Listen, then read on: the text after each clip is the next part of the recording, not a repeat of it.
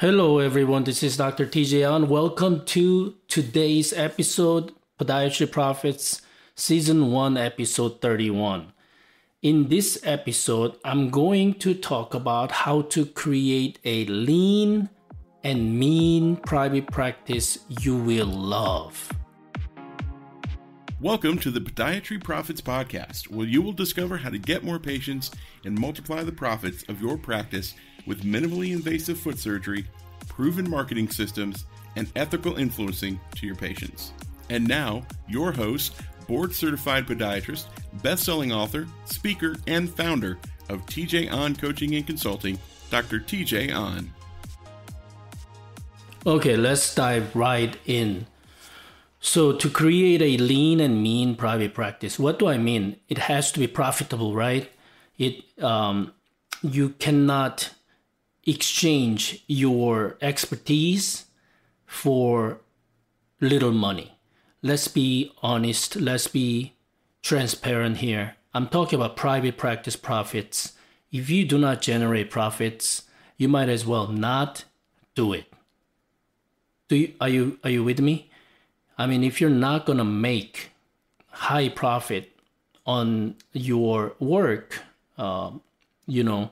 why you even do that, right? Helping patients and impact more people on patients' lives, yes. But I don't want you to sacrifice your monetary value, your financial wealth, your financial stability, ability to support your family and yourself. I don't want you to sacrifice. So in order to develop a profitable practice, you need to create your practice, make it lean and mean, right? How to do that? This is the title. Number one, first, I want you to figure out who you are. We cannot change who we are. Of course, we cannot change who they are. It's very difficult to change ourselves. How can you change someone else? Anyway, that's a little bit off the topic, but you got to know yourself. If you haven't done so, I suggest you to go to a website and Google it, DISC personality test, DISC, DISC personality test. It will let you determine that type and personality profile quickly online. And you can find out how that DISC factors, which are dominance, influence, steadiness, and compliance.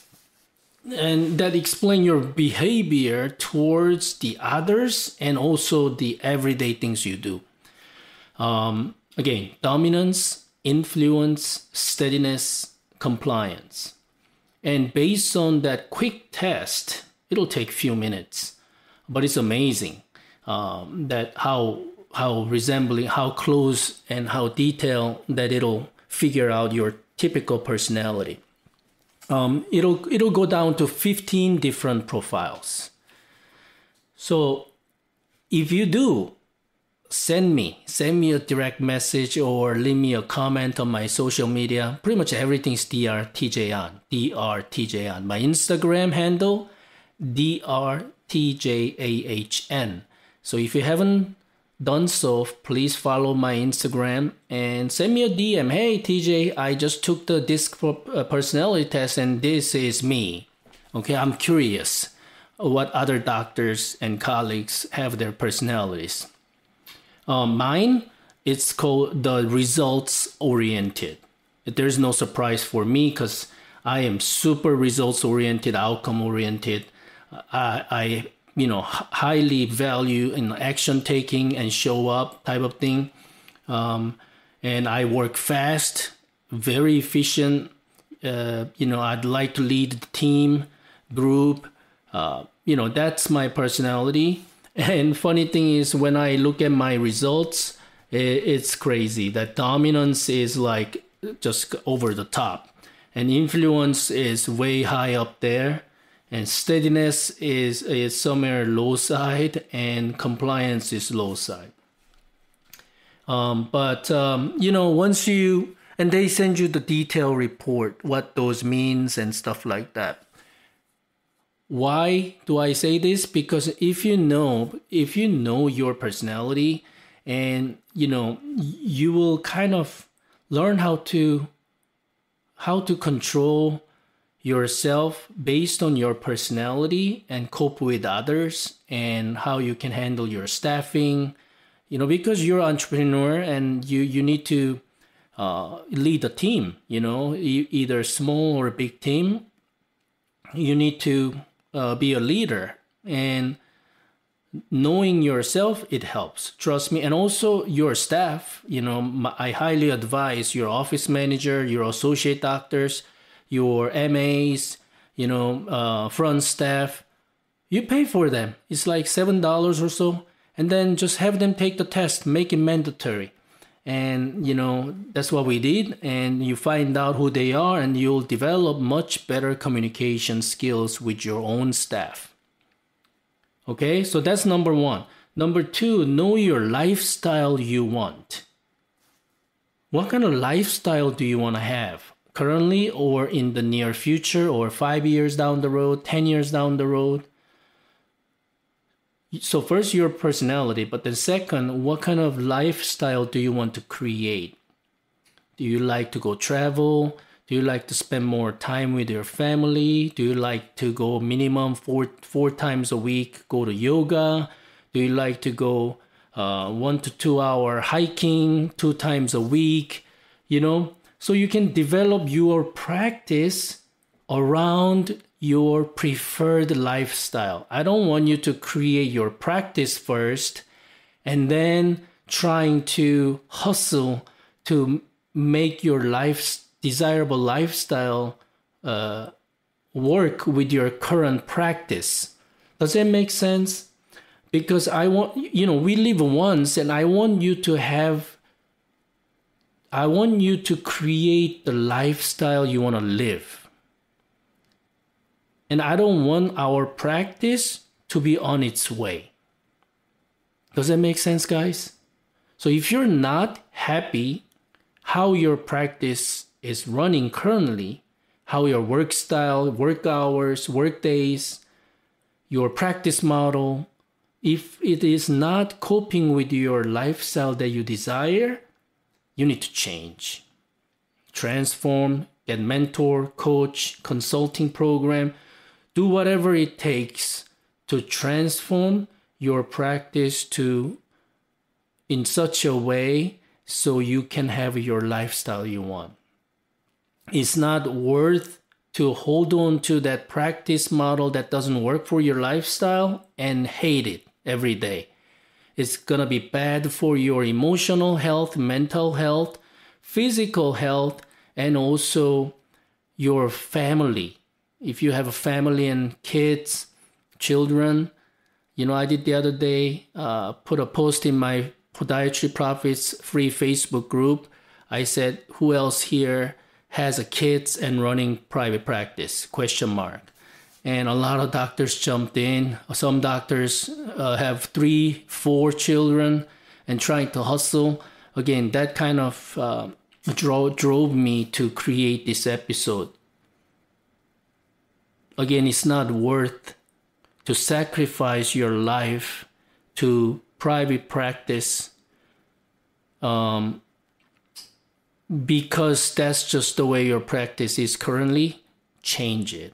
You can transform, no problem. I've helped many doctors transform.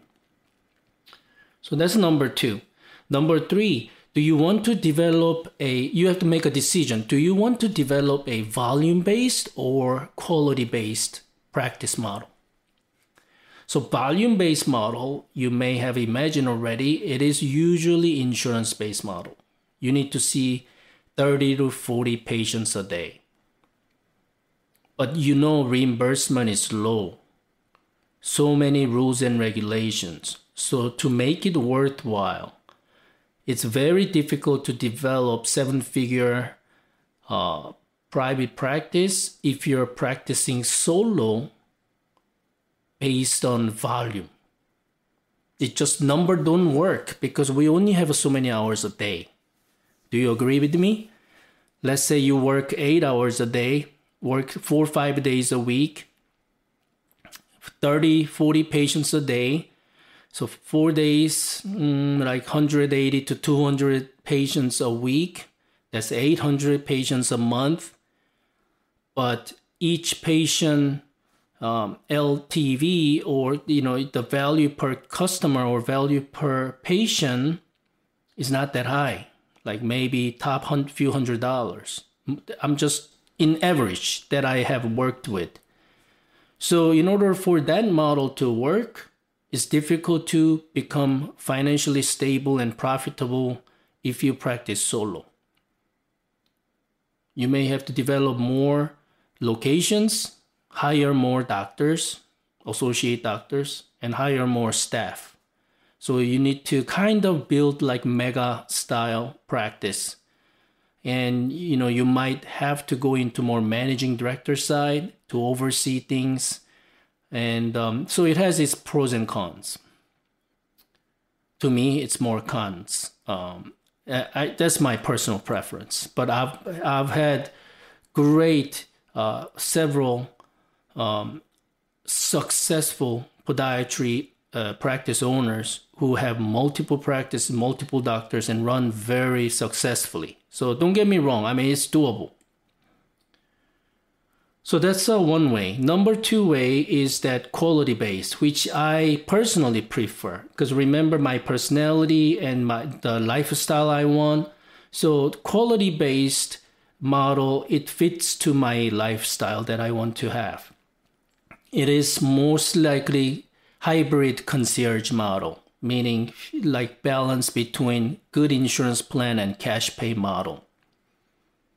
So in order for you to have successful quality-based hybrid concierge style practice, you need to develop niche, you need to develop high-ticket marketing, and you need to focus on developing and implementing persuasion, influencing, and super clear communication skills, not just to you and the patients, but your staff. You need to train your staff in that side, so they will be able to provide high quality VIP style, concierge style service to your patients. Pros, you don't need to see many patients a day. I do see 8 to 10 patients a day, work 2.5 days a week, generating very profitable practice. That means, again, super high return investment and patient lifetime value. It's extremely high. But their satisfaction level, their VIP experience, again, it's unparalleled to most doctors that they have encountered. So again, that's how you differentiate yourself to develop that very high quality concierge model, and patients will be happily paying out of pocket because the service that you deliver, it's to patients, I mean, it's way over delivered, and they're so satisfied. And number 4, okay, so let me just back up, give you kind of recap so far. So, how to create lean and mean private practice, being profitable. Number 1, know your personality. Number 2, know your lifestyle you want to have. Number 3, do you want volume-based or quality-based? Number 4, again, this kind of pertains to podiatrists. Are you surgical or non-surgical? Or even both, like balanced. So you need to figure out you're hands-on, you're good at, surgical skills, and you love doing surgeries.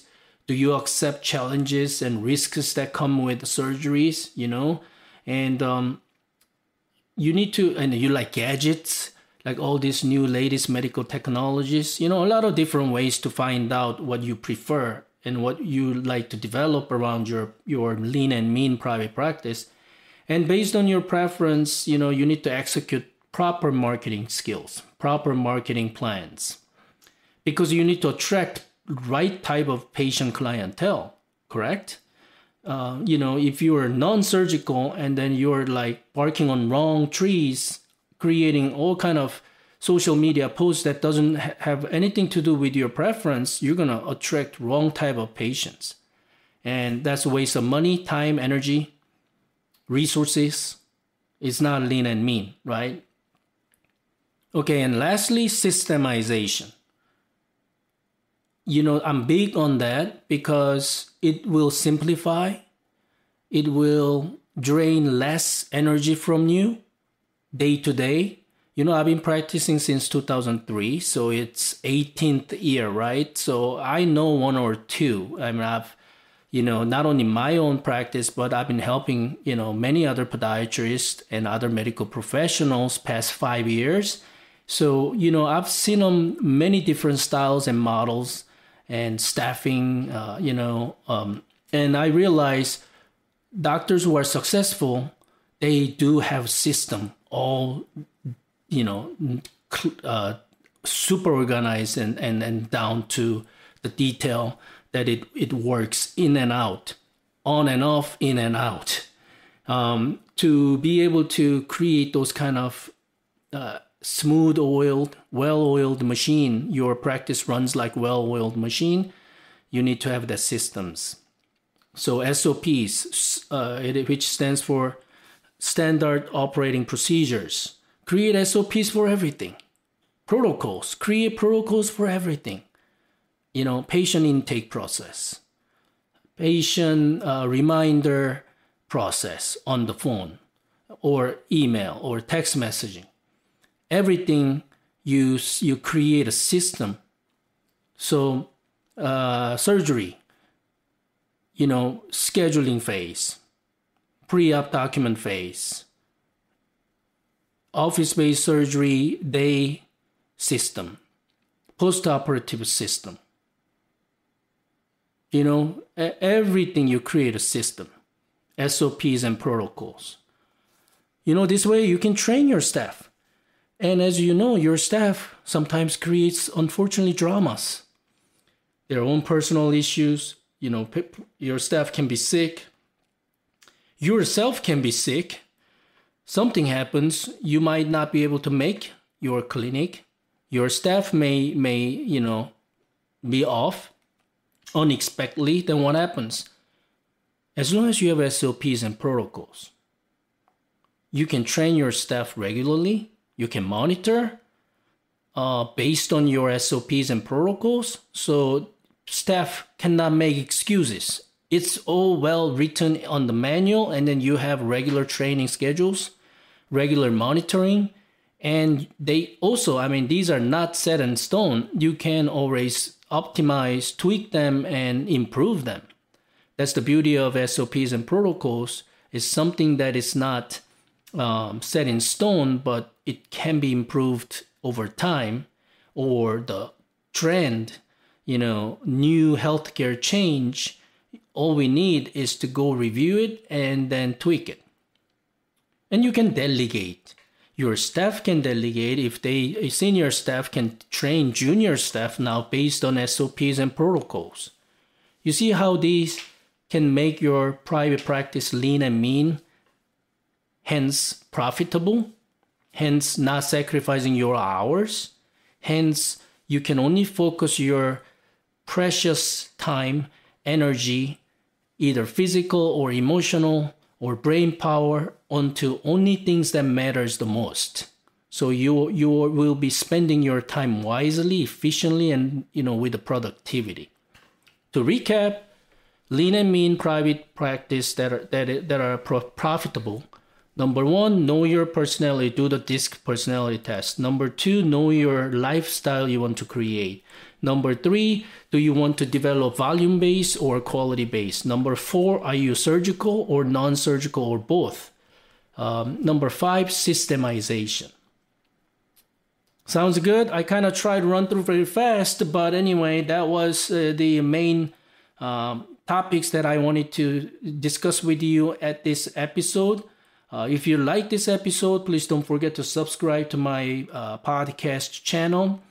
Leave me a comment, give me a 5-star reviews if you want to connect with me. Again, my Instagram handle at drtjahn. My email address, you can email me, tjon@drtjon.com. What else have I forgot? I have upcoming the International 2021 International MIFAS Cadaver Lab that's coming up in a couple of months. I'm excited. It's going well. It's all sold out. We'll have a great VIP first class style event in a MIS, minimally invasive surgery, that I love and promote. Other than that, guys, thank you so much for listening in to this episode, and I'll see you at the next episode. Take care. You've been listening to the Podiatry Profits Podcast with Dr. TJ Ahn. To find out more about Dr. TJ Ahn or discover how you can grow your podiatry practice, visit drtjahn.com, or you can also get a free copy of Dr. Ahn's best-selling book, Opt Out: How to Take Back Financial Control of Your Private Clinical Practice Without the Hassle of Insurance Companies. Just go to optoutbook.com.